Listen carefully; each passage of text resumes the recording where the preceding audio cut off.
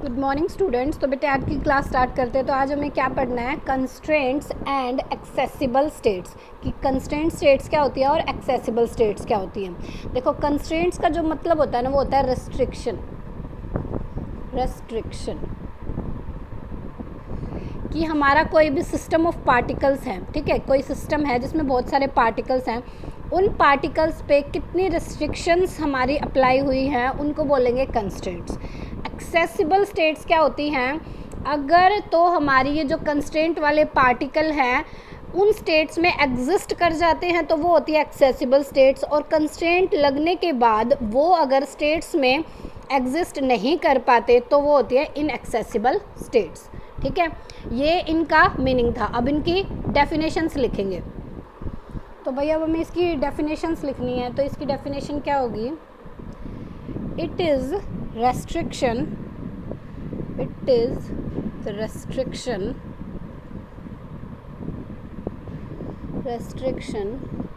imposed by physical laws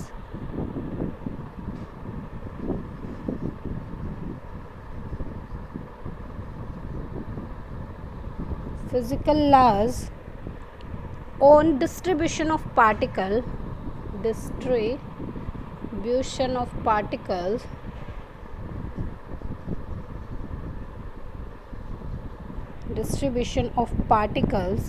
in a given system.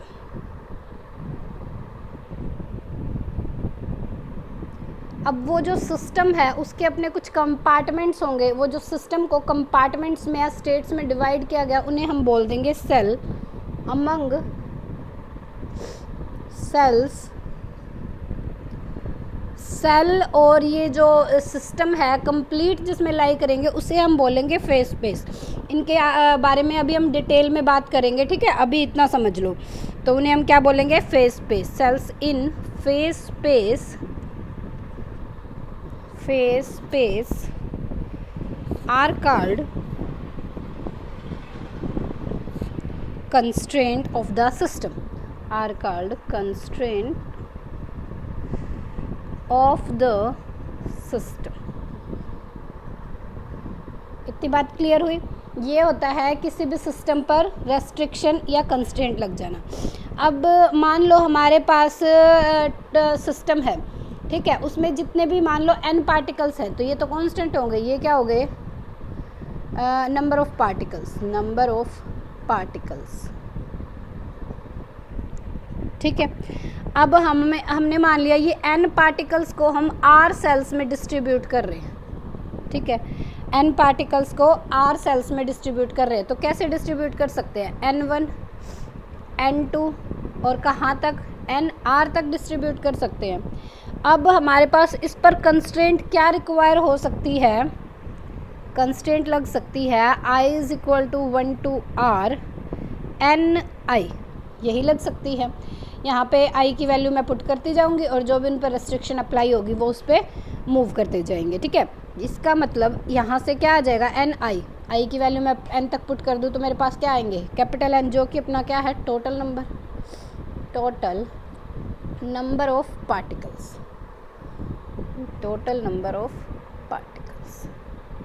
ठीक है। अब देखो इसी तरह हम एनर्जी को भी सिमिलरली एनर्जी के लिए भी ले सकते हैं। हमने मान लिया कि जो अपने R सेल्स में डिस्ट्रीब्यूट किया है तो हर एक सेल के पास अपनी एनर्जी होगी। मैंने माना था उनको पार्टिकल्स को मैंने N2 NR तक डिस्ट्रीब्यूट किया था, तो एनर्जी N1 की E1 हो जाएगी, N2 की E2 हो जाएगी, अप टू ER तक डिस्ट्रीब्यूट हो गई। तो अब ER तक डिस्ट्रीब्यूट होगी तो इस पर रेस्ट्रिक्शन कैसे लग सकती है, I = 1 to R तक लग रही है ना, ER NR, ठीक है, नहीं I में पुट कर रहे हैं तो ये क्या हो जाएगा, EI NI, तो इज़ इक्वल टू, ये अपनी क्या आ गई, टोटल एनर्जी। जितनी एनर्जी है उसको नंबर ऑफ पार्टिकल से मल्टीप्लाई कर दिया तो कितनी आ गई है, टोटल एनर्जी। Total energy. तो ये कंप्लीट बात थी हमारी कंस्ट्रेंट के ऊपर। अब हम बात करेंगे एक्सेसिबल स्टेट और इनएक्सेसिबल स्टेट्स पे। तो भाई अब हमें बात करनी है एक्सेसिबल स्टेट और इनएक्सेसिबल स्टेट्स पे। मैंने बताया था कि एक्सेसिबल स्टेट्स वो होती हैं जो कंस्ट्रेंट लगने के बाद कंस्ट्रेंट पार्टिकल्स को परमिट कर देती हैं सेल्स में एग्जिस्ट या स्टेट्स में एग्जिस्ट होने के लिए, तो उन्हें बोलेंगे एक्सेसिबल। और कंस्ट्रेंट पार्टिकल्स को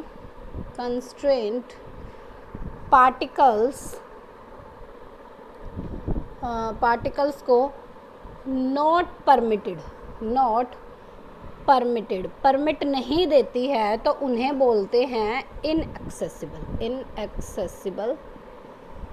स्टेट्स। इतनी बात क्लियर हुई। अब इसकी डेफिनेशंस कैसे बता सकते हैं? अच्छा, ये जो हम इसकी डेफिनेशन पढ़ेंगे इससे एक बात और भी क्लियर होती है। जो एक्सेसिबल स्टेट्स है वो हमारे मैक्रो और माइक्रो से भी रिलेटेड है। उसके बारे में कैसे रिलेटेड है वो भी हम बात करेंगे। पहले हम इसकी डेफिनेशन लिखते हैं। क्या होगी इसकी डेफिनेशन? कि जो भी कंस्ट्रेंट मोशन है ना वो क्या होगा हमारा, इसमें कह सकते हैं state that can exist, the state that can exist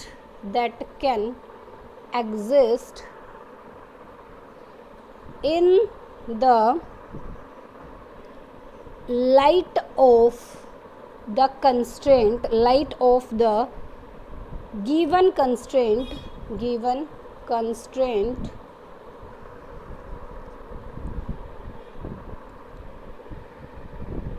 can exist है ना, तो क्या हो जाएगा ये कंस्ट्रेंट इज कॉल्ड एक्सेसिबल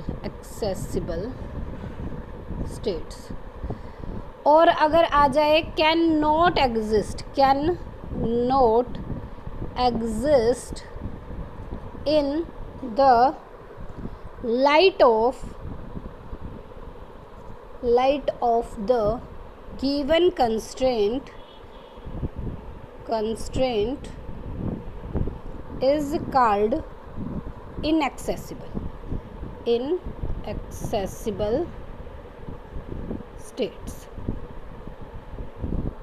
अब यहाँ पे ना एक बात और समझने की है कि जो ये कंस्ट्रेंट होता है, मैंने बताया ये एक रेस्ट्रिक्शन है। तो ये क्या किसी भी सिस्टम के जो फ्लो ऑफ पार्टिकल्स है या फिर एग्जिस्टेंस ऑफ स्टेट्स है, किसी भी स्टेट में एग्जिस्ट करेंगे तो उनको क्या है डिक्रीज़ नहीं कर देगा, मतलब उन पे कुछ रोक टोक लगा देगा। तो रोक टोक लगाए तो ऑब्वियसली पहले वो अपने फ्लो से जा रहे थे, अब वो क्या है नंबर उनका डिक्रीज़ होना स्टार्ट हो जाएगा। तो ये क्या कर सकते हैं, हम इसको बता सकते हैं कि द कंस्ट्रेंट में decrease the number for accessible macro as well as micro state. Macro और माइक्रो के बारे में हम बात कर चुके हैं। मैक्रो और माइक्रो हमारा क्या था, मान लो हमारे पास 3 पार्टिकल है ए बी सी, हमारे पास 2 स्टेट हैं, मैक्रो स्टेट और माइक्रो स्टेट। ठीक है, माइक्रो स्टेट।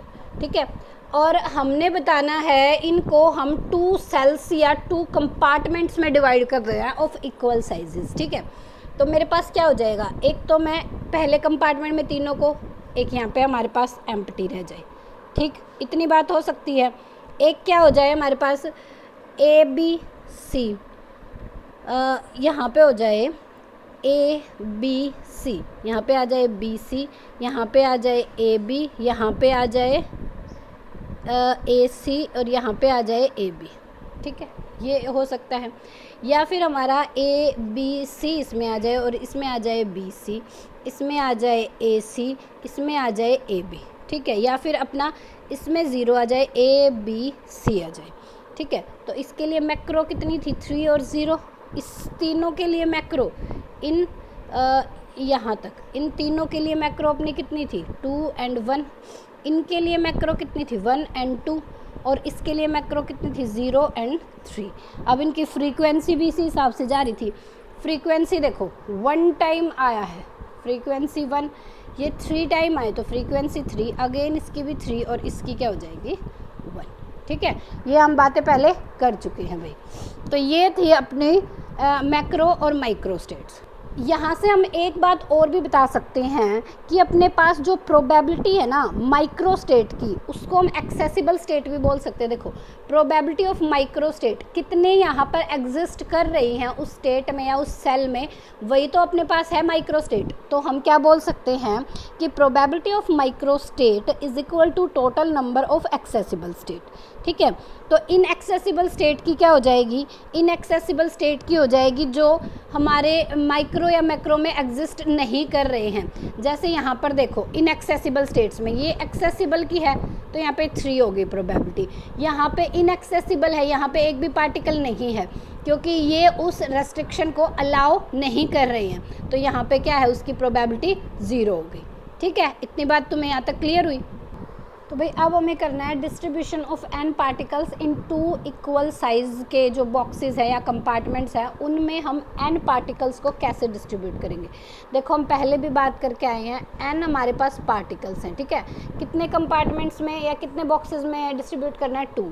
अगर हमारे पास मान लो k कंपार्टमेंट्स होते थे और n पार्टिकल्स होते थे तो कैसे करते थे, k⁻n। अब यहाँ पे कितने हैं, 2, तो 2 है तो कैसे अरेंज करेंगे, 2⁻n। ये हम पहले पढ़ के आए हैं जब अपने पास कोई भी रेस्ट्रिक्शन नहीं थी, नो रेस्ट्रिक्शन। ठीक है, जब कोई भी रेस्ट्रिक्शन नहीं थी। अब जब रेस्ट्रिक्शन आ जाएगी, इस पर रोक टोक आ जाएगी तो इस पर कुछ फ़र्क पड़ेगा। हम यहाँ पे पार्टिकल्स को कैसे अरेंज करते थे, हम मैक्सिमम और मिनिमम के लिए अरेंज करते थे। मैक्सिमम कब होता था, जब अपना एक तो हम अरेंज करते हैं n और n-r से। ठीक है, ऐसे ही अरेंज करते हैं, तो इसको हम कॉम्बिनेशन की फॉर्म में लिखते हैं n factorial n factorial n-r factorial. ठीक है, मैक्सिमम के लिए हम कर देते थे क्या, n is equal to r/2। ठीक है, n is equal to r/2 पे हमारी मैक्सिमम आ जाती थी और मिनिमम हमारी 2 चीज़ों पे आती थी, या तो वो n ही हो जाए या 0 हो जाए, या 0 और n हो जाए, ये 2 तरीके होते थे। ठीक है, अब हमारा ये सारे थे मीनिंगफुल के लिए। ठीक है, मेन हमारा क्या है, ऐसे अरेंज कर रहे हैं तो ये जो पार्टिकल है ये टोटल हमारे मीनिंगलेस से पार्टिकल्स हो जाते हैं। तो कैसे लिखेंगे इनको,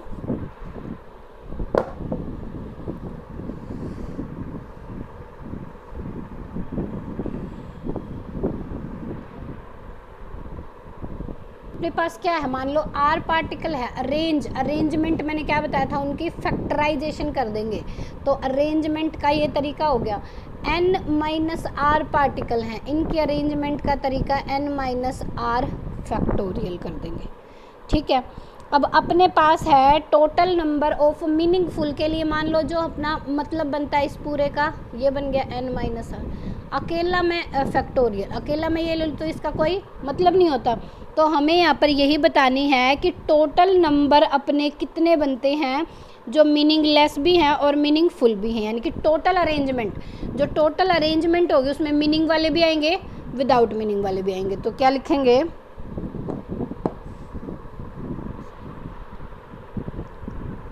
total number of arrangement, total number of arrangements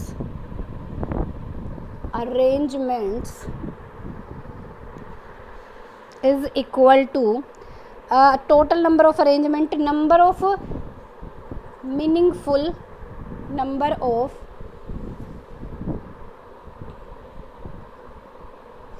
meaningful arrangement multiply number of meaningless arrangement, meaningless arrangement. ठीक है, अब मीनिंगफुल मैंने बताया कौन से थे अपने, meaningful arrangement n factorial r factorial n-r factorial, और मीनिंगलेस कौन से थे, हमारे r फैक्टोरियल क्या बन जाएगा, r फैक्टोरियल n- का r फैक्टोरियल, यही थे। नंबर ऑफ मीनिंगफुल अरेंजमेंट ये मीनिंगफुल हो गई, नंबर ऑफ मीनिंगलेस अरेंजमेंट ये मीनिंगलेस हो गई। तो अब यहाँ पर अपनी क्या बन गई, टोटल नंबर ऑफ अरेंजमेंट कितनी बनती है, n फैक्टोरियल। इतनी बात तुम्हें यहाँ तक क्लियर हो जानी चाहिए। टोटल नंबर ऑफ अरेंजमेंट अपनी कितनी आ गई, n फैक्टोरियल।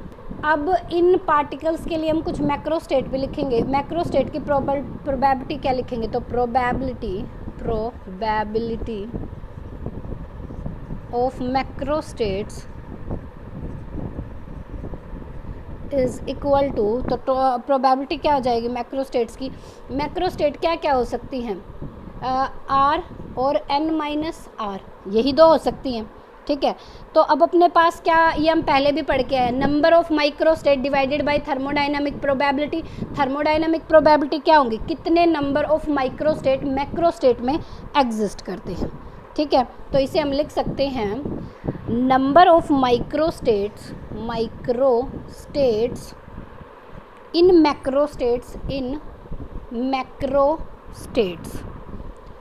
मैक्रो स्टेट्स अपनी क्या है, आर और n माइनस आर, ठीक है, आर और n minus R divided by total number of micro state in the system, total number of micro states in the system, कितने उसमें माइक्रो स्टेट्स होंगे। तो यहाँ पे प्रोबेबिलिटी बतानी, यानी कि थर्मोडायनामिक प्रोबेबिलिटी को किससे डिनोट कर रही थी मैं, W से। किसके पार्टिकल्स के अरेंजमेंट से, n r और n माइनस r की। अब यहाँ पे माइक्रो स्टेट 2 कंपार्टमेंट्स में डिवाइड करना है, अभी मैं बता के आई 2⁻n हो जाएगी, तो यहाँ पे क्या लिख सकते हैं 2⁻n। अब इसकी वैल्यू क्या हो जाएगी अपने पास, इसकी वैल्यू क्या हो जाएगी n factorial divided by r factorial n minus का r factorial into 1 divided by 2⁻n। ये अब अपनी प्रोबेबिलिटी आ गई फॉर मैक्रो स्टेट। अब इसके लिए हम मैक्सिमम के लिए भी निकाल सकते हैं और मिनिमम के लिए भी निकाल सकते हैं। मैक्सिमम और मिनिमम के लिए मैं बात करके आ चुकी हूँ। मैक्सिमम के लिए निकालेंगे तो n is equal to r/2 put कर दूंगी, और जब मिनिमम के लिए निकालेंगे तो 2 पॉइंट पे निकलेगी, या तो 0 या n पे, ठीक है। ये आप निकाल के देख लेना, और हमने पहले इसके ऊपर बात भी की हुई है, ठीक है।